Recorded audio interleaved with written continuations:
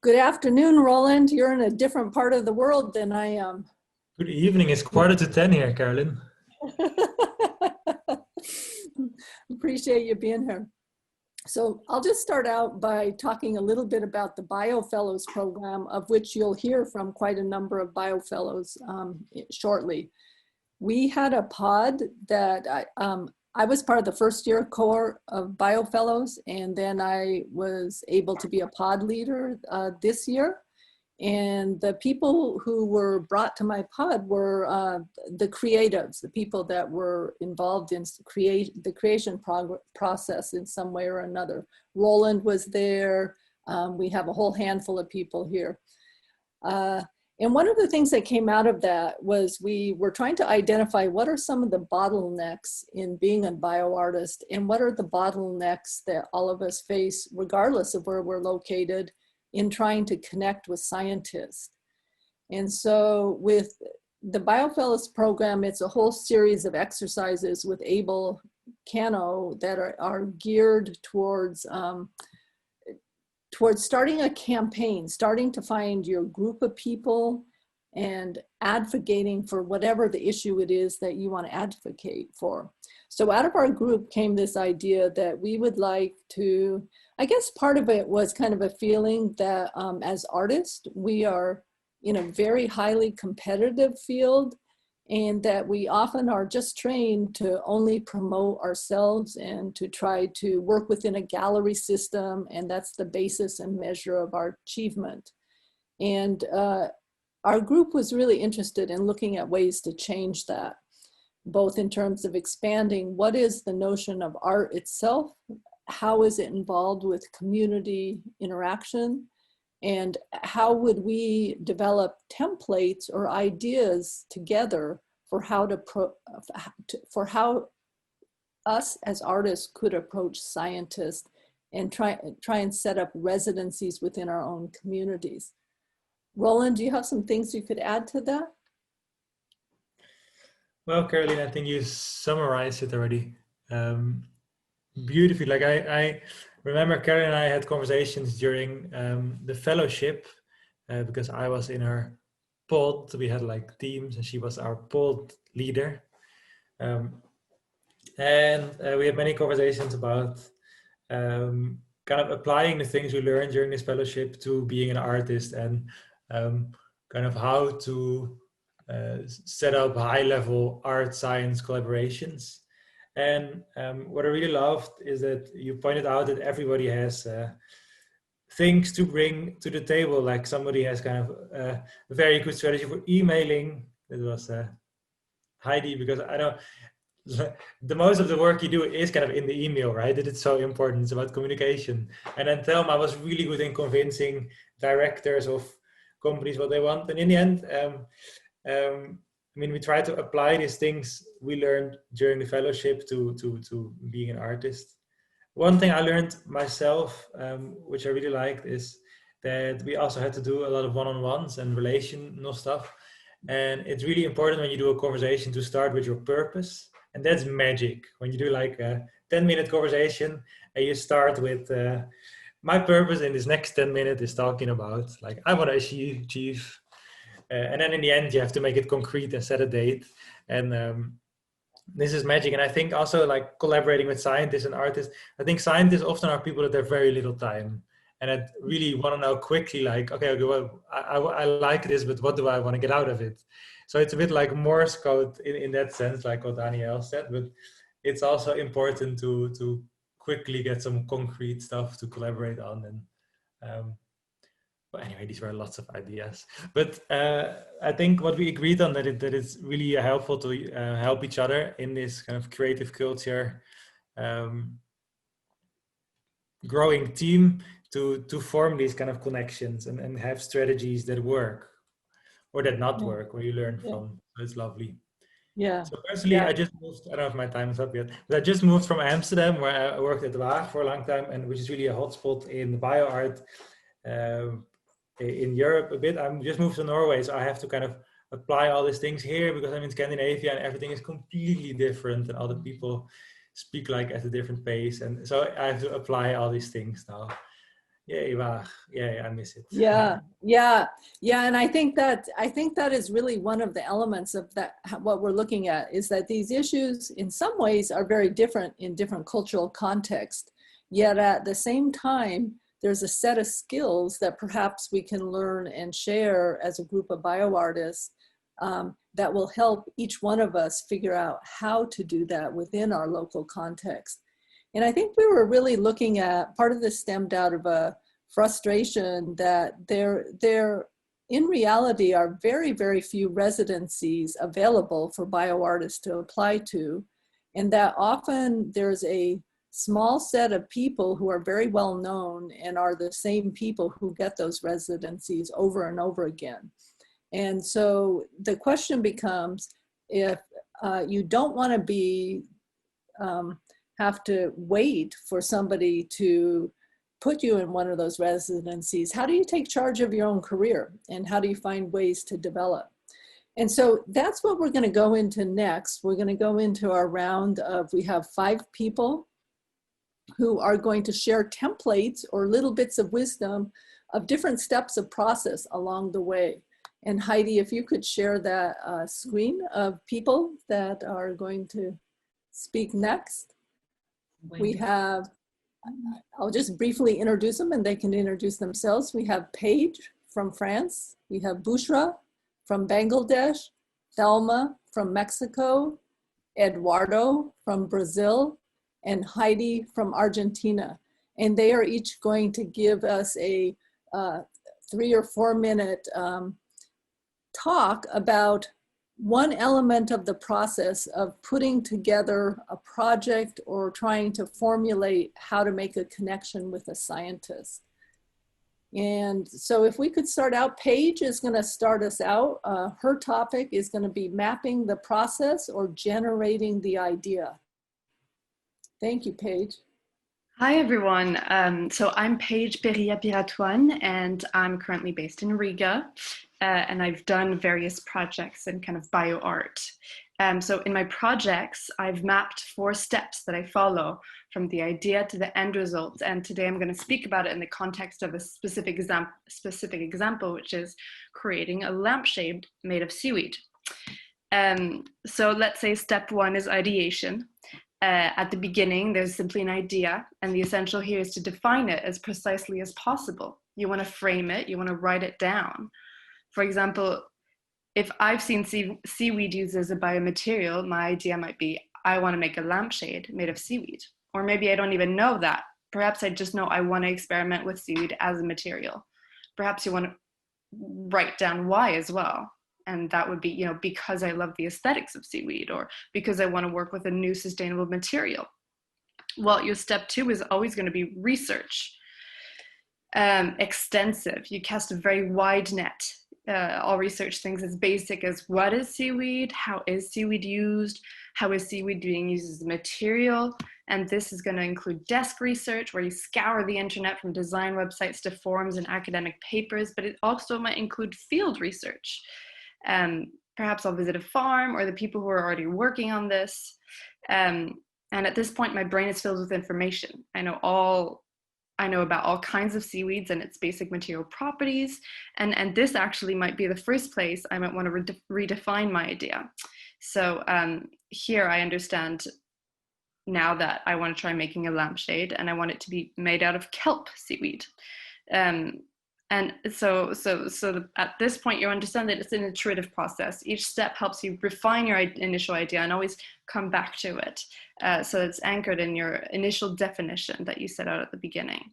And so your 3rd step is reaching out. So there's going to be 2 panelists right after me speaking about this. So I won't expand much here, but let's say you've found someone you'd like to collaborate with and you've successfully reached out. And then your step 4 would be collaboration. So let's say the person that I've reached out to is a local marine biologist. We'll call her Rebecca. She'll know all about kelp seaweed and where to find it locally and how to harvest it sustainably, and a more detailed profile of its properties. So entering into a working collaboration with this person might spur a series of constraints. You know, when is she available?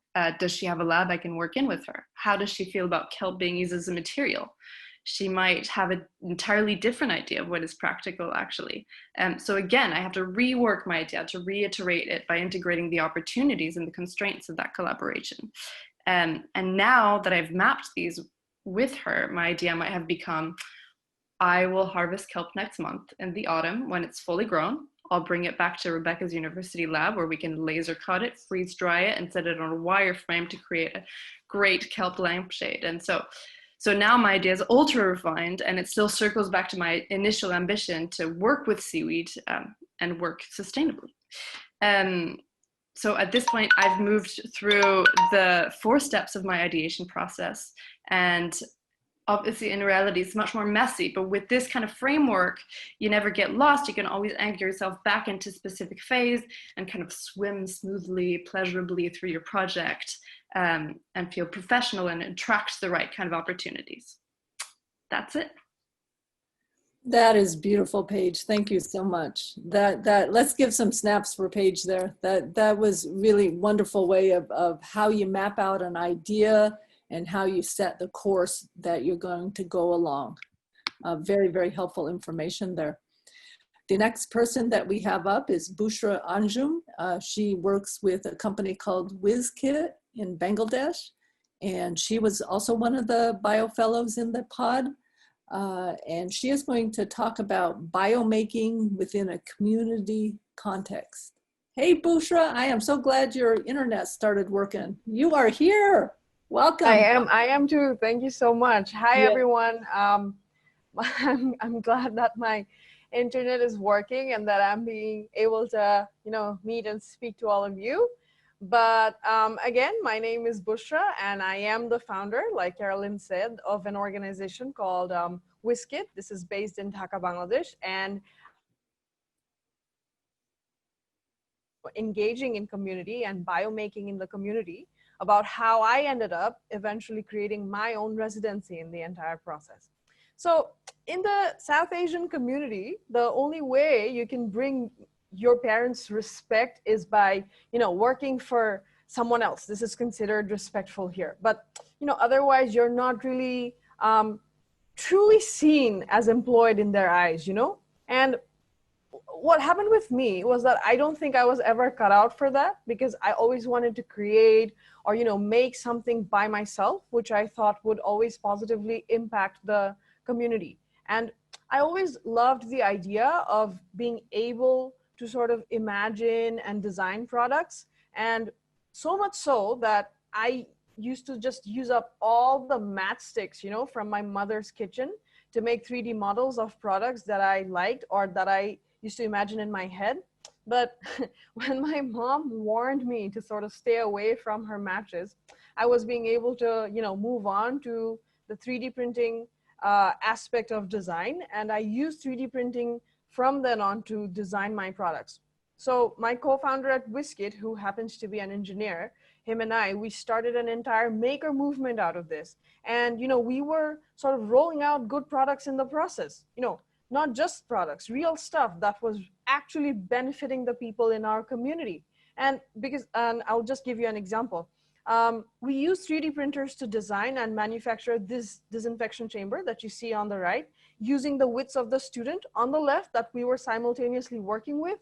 And we place these disinfection chambers in the garment factories and mosques. And these are places where there's a lot of people entering and exiting during this pandemic, and you can't really stop it. So you have to understand, where I live, there's a lot of people and you really don't get a lot of space to yourself. And when you're stepping outside of your house, we thought, what better way to, make something for the community, which will, other than which will give people some immunization from basic surface level microbes. So we ended up sort of using the design and, making that entire 3D sort of design in the context of the community that way, And in many ways, what I think is that this residency gave the work that we did and gave the product that we made some validation, because this residency created the impact which, brought about positive changes in my community. And, this is something that I'm really proud of. And I personally consider this as an achievement, as a residency that I ended up creating on my own. And I think that, you know, this is something everyone should try out as well. So that's all from me. Thank you very much. Hey, let's do some snaps for Thelma, for Bushra. That was beautiful. Bushra and I have had some really incredible talks about expanding the notion of what sculpture is, expanding the notion of what function is within an art context. And she has just been making some amazing things to deal directly in her community with the situations that exist. How to create something, how to generate something when you want to help out. So thank you so much for that, Bushra. The next person up is Thelma Gonzalez. She's from Allbiotech and Spootnik in Mexico. And she is going to be talking to us about failure and how to research a contact that might help you. Hello, everyone. This is Thelma from Mexico City. And maybe I'm not similar to all of you crazy artists. I pursue way in science through biodegrading plastic. So at some point, I decided I wanted to end with plastic pollution. And as all bio things are pretty straightforward with the name. So as a oxidizes, my strategy to reach people is the strategy REACH, which is recognize, embrace, associate, clarify, and honor. And that means what happens when you want to talk to a person who is like in high level, like a director or something, maybe of a museum, of a school, from a university, something like that. Is really hard when you don't have experience doing that. And reaching people is way more useful than you believe. So I will tell you in a minute my story of how I reached the principal director of the recycling plant in my local area. First, you have to decide what is the purpose. If you want to create art, if you want to enhance a community, something like that, you have to be really clear. In my case, it was all about tackling plastic pollution. So I said, okay, I can start that in a recycling plant. And then you have to find where and who can help you. In my case, it was the director of this crazy recycling plant. And then you have to stop self-sabotage. That's a really, really important part. You can do great things. That's why we are here. We are humans. We are capable of doing everything we want. So believe in yourself. And then look at your contacts. In this case, for example, was my thesis director who told me, okay, I know this person just by his name. So try to contact him. And this is the important part. You have to really know the context. That's recognize, was knowing his name. Embrace is to know him, go to LinkedIn, go to YouTube, go to Google, to look all the characteristics of this person or persons that you are trying to reach. The third part is associate. So in this part, you have to explain by mail, why do you want help from this person? How can you help him, and what you are expecting back? And that's the fourth step, clarify, make clear what you need from that person and what you can offer to that person. That's really important to work together. And finally, honor your word. If you promise something, be sure to follow all the things you say, and be sure to always cooperate and help. And if you are rich from someone else, be sure to help them. So that's it. Know your people, and just try. You will fail. A lot of times you will fail. So don't worry about failure. You have to tackle you have to send many mails to just get one response, but do it. It's totally worth it. All right, let's give some snaps to Thelma. That was fantastic. Thank you, Thelma. Really good information. And Thelma talked to all of us about this notion of failure, that most often you don't succeed the first time. And this can be a real blow to your courage when you've finally gotten the courage up to reach out to somebody. And so to think about ways of dealing with that and knowing that that's part of the process. I also know another thing Thelma shared with us is she has a whole set of positive affirmations that she collects one each day. Yeah. And so she incorporates that into her practice as well. They are actually here. Every day I read something cool.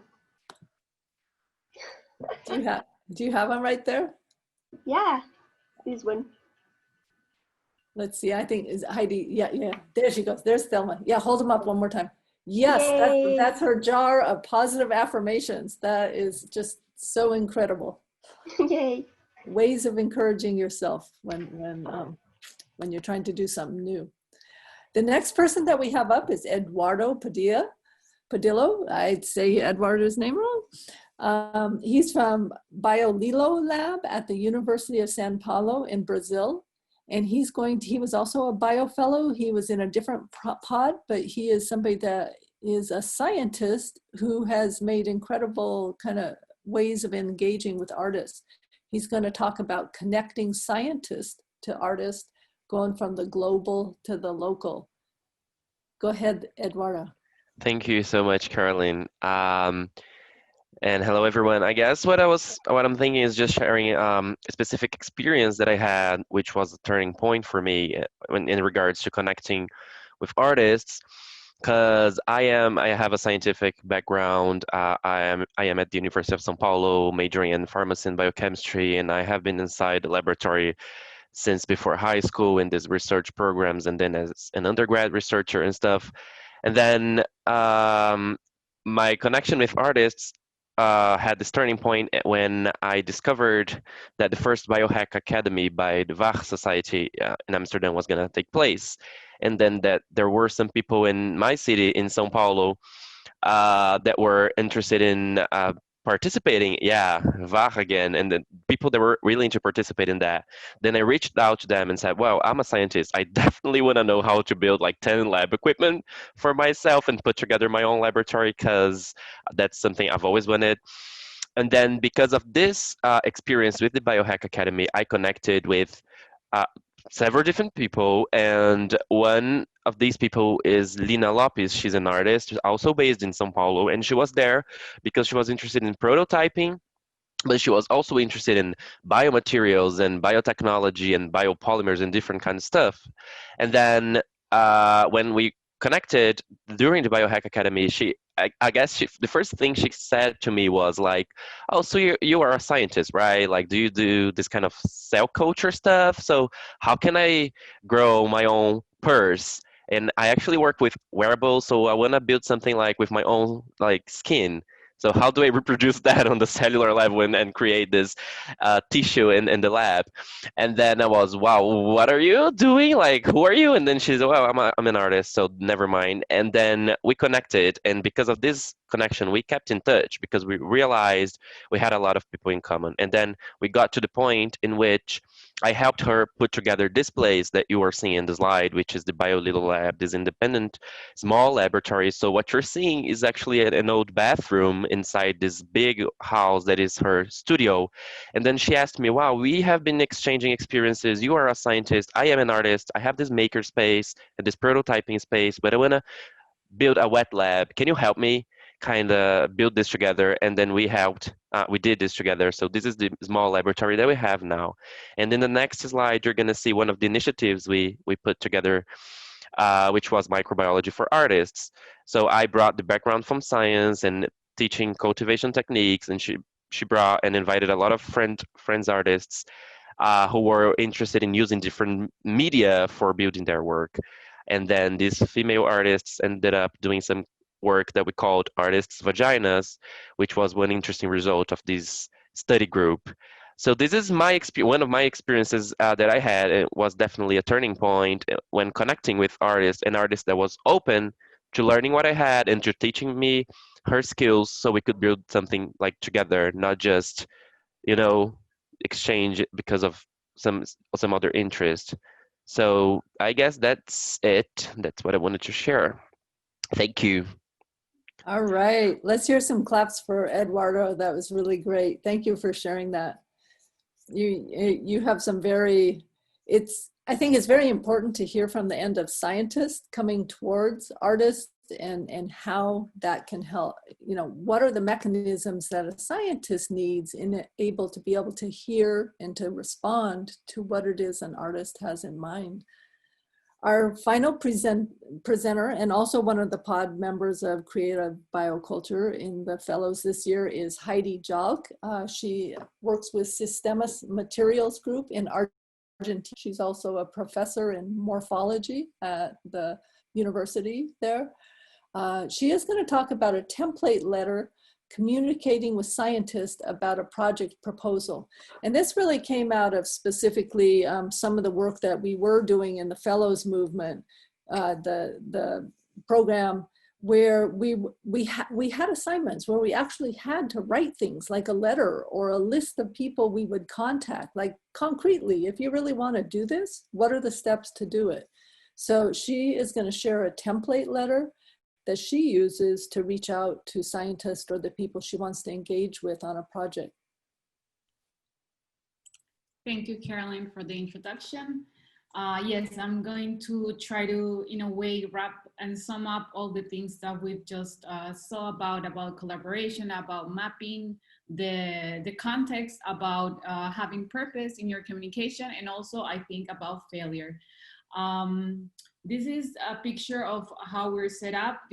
I direct the research group, and we work with the design faculty and the science faculty. And we don't actually have a lab, so if we have to do something sciencey, we have to go to the other building, and then we meet for the design classes here. So what I wanted to share is one of the templates I sent actually last year for a scientist that I wanted to meet that was a real reference person for my thesis work. So I just wrote down here to just have some points to have in mind when sending an email to someone that you want to reach out to. So first, also have in mind to have a subject that will be significant. Keep in mind that all of these people probably get tons of emails all the time. So how do you make your email stand out and be clear about what kind of engagement you want to build with whoever you're speaking with?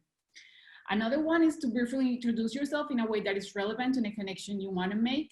And again, everybody, we're all like getting emails for a lot of things. So just how to be brief and just engage in the beginning of your presentation and how to relate.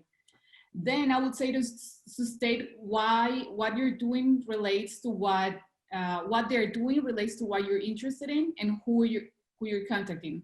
And highlight that you have done some previous research on the topic, like Paige was saying at the beginning. So this is good to tell people that you're already like following their work, what kind of things in their work you're interested in, how do you think they connect to what you're doing? And then give a reason why you're contacting them and be clear and think and figure out what you think could be done with this person. So be precise. This is like the call to action, as Roland said, make it concrete. In this case, I was going to the Bio Summit. I wanted to meet him, and I said, I'm going to be here on this date. Would you be able to meet at this time? And then I will get a reply, and then it's not like having a lot of like open options and just like, okay, maybe we can meet sometime anywhere. That's just vague. Just made it concrete, and then he could reply on that end. And then after that, I just give like an extended information about what I'm doing, not to put it in the email, but if that person wants to interact more and wants to know a little bit further what I'm talking about, I will give it in the annex and then just close your email. But I would say, as Thelma was saying, don't get frustrated. We all get a lot of emails. You might not get an answer because it's overwhelming, the amount of information that you get. Maybe you get an answer in a month. Maybe you get an answer instantly. Don't get frustrated. It's usually not personal. Just give the benefit of the doubt. It's not about that your work maybe doesn't work or something like that. If you're clear, you might get a better answer than if you're vague in something like, oh, I want to know how you do this, which is like, how do I start? Like, you have to come and do everything that I've done for this long. So, and I think just to be genuinely interested in people and not only about the transactional thing, that's something that we talked about in the BioFellows. It's not a transactional relationship. It's just like building a relationship in order to make significant connections that would help both parties. And yeah, that's it. Outstanding, Heidi. Thank you so much. I mean, it's pretty amazing to see an actual letter. Like, what is the format of a letter that people are using to reach out, and how do you do that? And Heidi, if once you're reorganized, if you could move us to where we could all see each other for this next segment, that would be wonderful. But hopefully these steps, that was wonderful presentations by all you guys. I'm so impressed. And it really shows, I think, to the people who are on this, watching on this video, this panel, is that these are some of the steps that we were working on in the BioFellows program. And this is some of the skills development that we're trying to do. And what we'd like to do now is to have a conversation. We have a bit of time left. We can actually go, I think, up to 4:40 on this. So we've left a sizable time for discussion. And just running through the list of people who are on this call, we have some pretty amazing folks present in the room right now. And I think in a minute you won't have to just look at my face, but we can look at everybody's face. But what we'd like to do is to start a discussion about if this was something. I guess what the first talking point that I'd really like to hear, and I'd like to do this together as a group initially. We can go to breakout rooms in a minute if we wanted to do that. But initially, I'd just like to talk as a group with all of us present. What are some of the frustrations that you yourself have faced when you're trying to get access to a lab, or you're trying to create some kind of residency or some kind of intersection with scientists? And you can do things such as raise your blue hand if you'd like, and or I can't see all of you yet, but you can just start talking. It's a liberal association. You can just start talking here. So let's hear from some of you. What kind of challenges have you faced when, as an artist or a creative person, you've tried to reach out to scientists?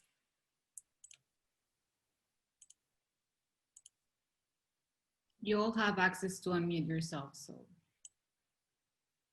Yeah, you can unmute yourself. And I think, Heidi, we're seeing you right now, but I think maybe that's on my end. Maybe I have to do the gallery. Oh, there we go. All right, here we go. Okay, now look at all these beautiful faces out there. I can see all of you. She has a comment or a question. Go ahead, whoever that is. Maybe I can start. It's Kai speaking from Winnipeg. I find, because also I'm not an artist in my daytime, even if I wanted to, I find that it's very hard to get scientists to engage in what I need. And I have a couple of them in my surroundings from my biomimicry chapter. And they're always interested in chatting with me when I meet with them or when we do our biomimicry. But to have someone who sort of would be there, sort of whom I can turn to when I need them and sort of more engaged in my project, that is very unfortunate. I've never managed to get that, and also no access to any lab equipment or things. So that's my major barriers. And so that's something that you would like to be able to do, is to be able to access a situation with lab equipment?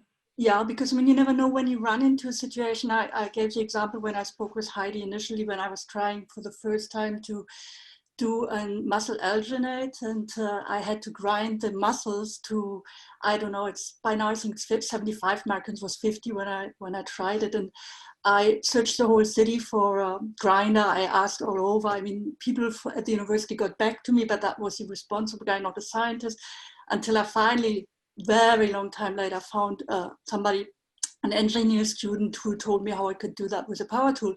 But so that's a process I'm really frustrated with, I have to say. And I mean, I have plenty of those situations. It's a bit better now because I've really worked up my network. So now I have a young RNA biologist who is really, we're doing things together. So that's much better. But it's still hard to really get somebody who is a little bit involved in things and right, along right. with me. Yeah, yeah. I think you're bringing up a issue of a really big challenge in this field. Thank you for that, Kai. What are some other people's experience in regards? I see Alexandra raising her hand, and I see Cecilia also. Let's go Alexandra and then Cecilia. I once participated in the BioArt and Design Award with a colleague and friend of mine, and we were paired with a scientist, and so we were quite young, and the scientist was like quite an established immunologist in the field, and my frustration in that collaboration was that even though I researched or I got into all of his research, and I really tried hard to make to design something like really approaching him, or like adapting, trying to create something relevant for him. And I felt like he was like with his knowledge of the science of the field, so he was really dominant and not very open for more artistic ideas. Mm-hmm. And I think it happens, or I wonder if anyone else experienced it in this way, that scientists would not agree to get out of their comfort zone, of their field maybe a bit, and approach more creative ideas. Because they know their field so well. Right. Right. Yeah, so that was my frustration with not feeling like this approachability or this openness on the other side. Mm-hmm. And not knowing how to respond to this in a way that would open up the scientists to work in a more artistic way with us. Okay. Yeah, I think you've identified some really good challenges there. So as an artist, when you do find a scientist to approach, that scientist may not have a clue what you're trying to do, and in fact may not be really open to a different type of thinking. So that's an issue. Let's hold on to that one and come back to these in terms of trying to generate some solutions. I want to go to Cecilia next, and then Danielle from Leonardo had some thoughts on these things too. So let's let Cecilia talk and then have Danielle maybe answer some of these questions. Go ahead, Cecilia. It's so nice to see you. Nice to see you too, Carolyn. Well, for me, the hardest problem is the stereotypes related to what is an artist and what is a scientist. Because, for example, I'm an artist that works with tools of science and also techniques, but I belong to a family of scientists. So we have a lab of electron microscopy. So I grew up looking these images, and I was always in both worlds. So I see for the first hand that scientists think that art is something related more to aesthetics, but I believe that science also has its own poetics. So this is because I work with technology, so I know there are other poetics than aesthetics and also that narrative. So I think this is a problem. Even I have this lab, and my mother that work a lot of time with electron microscopy, and there are these stereotypes, and also in countries like Peru, we believe that technology is something only in developed countries. So is sometimes you have the equipment, you have the ideas. No, you as a scientist are working like an artist and the opposite, but you don't believe this. So even yourself put this barrier. So for me, this is the most difficult thing, no? The stereotypes. Yes, yes. And I love what you're saying about science has its own set of poetics, and yes. You learned that. And knowledge is a continuum. Knowledge is a continuum, and artists and scientists are making questions about things related to humanity, and but they answer in a different way, maybe, but sometimes the difference are not so far, no? Not so far, right? And, Yeah, that is. we also research a lot. For example, for me, I act like a scientist and also like a regular artist. For me, the beginning is always research, and from research came the ideas. And I think that's really important, that even ourselves, we don't necessarily exist in one field or the other, but that art-based research is, even within one person, is an ongoing conversation that's integrated even within just one person. I see a really beautiful dialogue going on between Sajuta, hello Sajuta, I haven't seen you for quite a while, and Danielle, and I'm wondering if the two of you could unmute, Danielle and Sajuta, and just have your conversation out loud. I don't know where Sure, wow. is. Where are you? I'm trying to find Well, she's Hi. the third I'm a bit in the square down on dark my here. screen. Oh, okay. Here you are. Sorry, there's a lot of people on here. Hi, Sajuta. I don't know you personally, but you mentioned Anna Demetrio, which I do know. I think the thing that I posed in there, and I think you responded to, was around like the length of time it takes to cultivate a scientist. And you know, I feel I know that's true, but I actually have a problem with it. Because I just feel like this is like this argument that artists are always pushing for all the time, like defending our value and like trying to answer the question of what is art, why was the value of the artist to begin with. And to me, it's a broken record, and it's an exhausting question, but I understand the necessity of it if the research that you're trying to do is kind of like cold call research. And you know, in that particular case, I think it is really about building those relationships to really show that you understand the science itself, and that you have that ability to knowledge, that you have that, and that you can show something for it. I don't feel like that's fair, and actually I think it's always quite often that I see it, it's always pushed back against, to be honest, women artists or women identifying artists, that we don't understand the science because we're an artist, and what are we going to paint or, you know, make? And it's a little bit frustrating. I'm just going to be frank, to be in that space. I think we need to build our own spaces, that there are many scientists, and I've worked with them, and there's several on this call and several at this Bio Summit who understand the value of artists.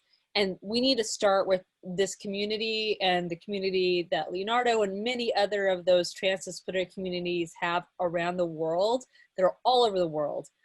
Let's start with our own community, build these labs together, right? Mm-hmm. And, you know, I keep pushing this because when you have a big company, like a scientist working for a large biotech company, they are, you know, they have all these levels above them that are pushing them out and really regimenting them, right? When you have a startup, maybe you'll have a little bit more flexibility, but there's NDAs involved. But then when you have a biolab where it's community centered, and it's like you have citizen science minds coming together, you have scientists who are coming outside of their labs from work to be in that space. Artists can show up in that space. Like I go to counterculture labs in Oakland, and I love it because I could go to a mycelial workshop, a workshop on open insulin.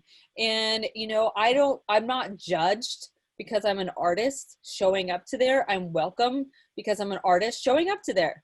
Yeah, I think those are excellent points, you know, with that. And I would say even within some of the labs, there are also problematic relations of finding mentorship within those labs. But Sajuta, you're the other half of the conversation, and so maybe we could pull to you as well. I have to say my point was a little bit different because what I wanted to kind of say was, during a residency, obviously you have a fixed amount of time to produce a work or to produce something at the end of it. And my point was more that you have to cultivate that relationship in that time, and the results maybe don't come as quickly as you need them to meet your end date. And that was kind of frustrating. And that's I happened to talk to Anna Dimitri about that, and she said, think of it as longer term. So maybe what you're really wanting to come out might not come out during this residency, but it'll come out eventually. So it wasn't so much trying to justify the arts, but just trying to get practically your stuff done and build a relationship at the same time. That's true. I mean, it's quite right. hard. And I think you're talking about maybe time frames also, that some of these things take a longer time frame. And I think Danielle has also mentioned about this notion of needing to cultivate that relationship. And so maybe even this notion of a limited residency where we go somewhere for 3 weeks and Suhuta, like you're saying, have to produce a product, that's not really a realistic model with that kind of thing. I think Heidi, I saw Heidi's hand up, and I also see Kathy's hand up. Let's see if Heidi and Kathy can be in conversation with each other right now. Okay. I think maybe I'm in between those points from before. I think as you were saying, time is something that is important because you have to like build a common ground and create the language in which you're going to communicate. And that takes time. Like when we started our project here in Buenos Aires, there's like five scientists or biologists and 5 designers. And in the project, we set up the first 6 months to just lay out the project, but those 6 months were actually to get to know each other and understand what were our common goals. And that takes a lot of time. And also in this type of collaborations, it's really important to see what is the common goal and what is the particular goal of each one of you, each one of us. And the goals of the artist might be different from the ones of the scientists. And how do you make it valuable for both? How are you making that collaboration in order for the scientists to actually get a paper published that is something that is going to be valuable for their career?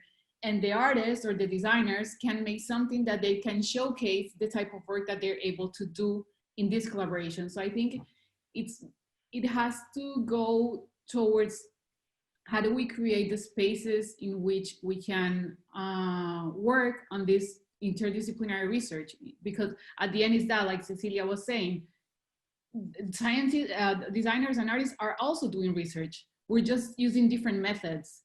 How do we connect those two type of methodologies in order to come out with something that is meaningful and significant to both parties? Excellent point. Like so not only with Suhuta saying that there's not enough time to actually make this product, you're saying, Heidi, that it needs to be a product that has validity both in the art world for the artist, but also for the scientists in the science world. They're not just going to do it for free. They want a valid product or entity to come out for them. Kathy, what do you think about all this? Yeah, thank you. This is a really fruitful conversation. And Heidi, you just said some really great things that I don't have to say much. Thanks so much. And I will just say that in terms of this question that Suhuta brought up about time, I've never been able to successfully do a residency in the first round. I have always had to beg to come back, whatever residency it has been. And I think it's because of this idea that there is time that's needed to make this relationship, to make this understanding of what the artists and the scientists want to do together in a kind of, the best work has been one where I'm working on my own project, but it's also somehow furthering the science and vice versa. And this is not always happening, but sometimes it does. And it takes a lot of time and to find the right relationships with the right scientists. I think scientists are changing right now. I think there's like a generational, and I don't mean to speak so generally, but I guess I will. Being an older person myself, I see a lot of younger scientists really wanting to work in a way with scientists that is not what Danielle was talking about in terms of this beautification project. We're going to make your science look pretty and then you can publish it. We're actually bringing in concepts that are difficult and questionable and provocative. And some scientists now I find really like that and want to collaborate with people like that. And I see Jennifer has her hand up, but Jennifer also has talked, one other point I was going to make that is about Jennifer. She often talks about a feminist lab and having a kind of ethics of a feminist lab. And maybe that's one thing you're about to talk about, Jennifer. I don't know. Yes, Jennifer, pick up on that note that Kathy just brought up. I was going to say, what I was going to say is that so we've all had this problem. It's really hard and it takes time and there's a lot of failure. Like, I just want to repeat everything everyone said. The other thing that I found really helped is that it's a little like dating. So if you meet a scientist who you get along with, I would do a project on that topic. Like, sometimes you also have to like we were talking earlier about maybe the humans need to bend to the other organisms. I also found as an artist, I bended to the relationships. So if I really connected with someone, I might find a way to work in their lab, even if it wasn't the topic I had originally intended. And yes, Kathy, I think you're right. I think that there are a new generation. I think there are a lot of labs being run by artists. Danielle had an excellent recommendation. You know, my first lab was really like on the back of a bicycle. And eventually we ended up in a storage closet, and now we have a really nice like place, but it could be in your bathroom. And yeah, I think you should also just find people who are running their labs differently. I have to say we don't have a formal residency program because it's a lot of work facilitating residents. So we deal more with students, but pretty much any student who comes and bangs on my door and says, I want to work in your lab, I usually let them in and I usually pay them. So there, you can find people who are having that type of different perspective about how to run a lab. That's amazing. That's really great. Very good comments. I'm seeing some comments in the chat, one from Carla that says at the beginning of a collaboration, there needs to be trust on both ends. Otherwise you feel like you have to prove something, and sometimes that's difficult. I have to do a shout out to Labs in the Bathroom. I had an amazing conversation with Bushra in preparation for this, this panel. And I think it was 3 in the morning, and she was taking her computer and showing me her 3D printer that she used to make this incredible booth sitting right next to her bathroom. That was her lab. And it was just like fantastic. So shouts out to you, Bushra, for finding a way to make that go forward. I think these are very important ideas. I want to end this conversation with maybe about 5 minutes of talking about how is it that we could support one another in terms of coming up with solutions to these processes. How many, I guess the question to put out there is, how many of you are interested in joining a network that would work on these issues and work towards supporting one another in our endeavors, and to facilitate some of these ideas in terms of a group think or a network that we could support one another? Is that something that people on this call are interested in? Maybe I could see a thumbs up if people like that idea. Yeah. It's kind of like a no option question. I really want to put that out there, that I think it's time for artists to, you know, we're here as part of a community lab movement. And in many ways, artists are kind of the odd ones out. And I also think a community lab is still a very difficult place for an artist to work, because there's an issue of mentorship. And in most community labs, there's not the level of scientific mentorship that many artists need. And so I think we still have many issues to address with that.